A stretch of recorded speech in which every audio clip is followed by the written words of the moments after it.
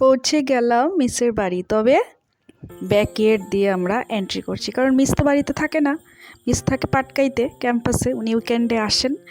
আর ওনার বাড়ি ঘর দেখভাল করার জন্য খুব একটা ভালো পরিবার রয়েছে পেছনে, যারা ভাড়াও থাকে, প্লাস মিসের বাড়িও ওরা মেনটেন করে। বাগান বাড়ি তো প্রচুর, কাজেই সমস্ত কিছু ওই ভাই আর ওর মিসেস ওরাই মেনটেন করে। তো মিস আসলে মেন বাড়ির দরজা খুলে মিস ঢোকে, তারপর সব পরিষ্কার করা হয়।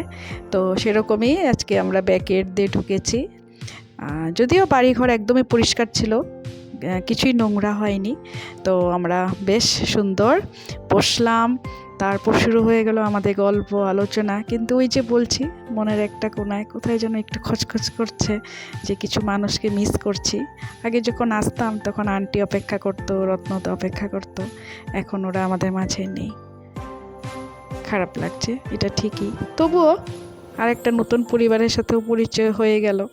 তো সবাই মিলে চা খেলাম। প্রথমে পৌঁছে চা সিঙ্গারা মিষ্টি খেয়ে মিসের বাড়ির পেছনে অনেকটা জায়গা, আর এত সুন্দর খেতে করেছে যে ভাই থাকে, ও এত সুন্দর খেতে করেছে। কত ধরনের শাক, কত ধরনের শাকসবজি এখানে করেছে, ও চাষ করেছে।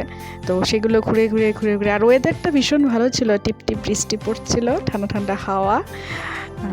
এত যে ভালো লাগছিল, যখনই যাই মিসের বাড়ি সবসময় খুব ভালো লাগে, খুব এনজয় করি। আর এই যে কি সুন্দর ডাসা ডাসা পেয়ারা, এগুলোও নিয়ে নিলাম কিছুটা, যতটুকু পারা যায় সব ব্যাগ ভর্তি করে দিয়ে চলে এসছে। কি করব, লোক তো সামলানো যায় না, বাড়ির জিনিস বলে কথা।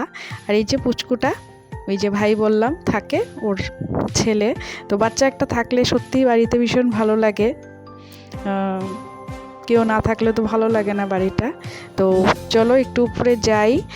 ছাদে গেলাম, ছাদে গিয়ে একটা তো রিল শেয়ার করেছি, আর্যকে বললাম ভিডিও করে দে বাবা, এত সুন্দর পরিবেশটা মিস করতে পারি না। এইসব অনুভূতি, এইসব নিজের যত কিছু আছে সেগুলো শেয়ার করার জন্যই তো ভিডিও করি। আর ভিডিও করে অন্য কোনো অভিপ্রায় কিন্তু আমার নেই, আমি সমস্ত অনুভূতিগুলো আমি চাই সবার সাথে শেয়ার করতে।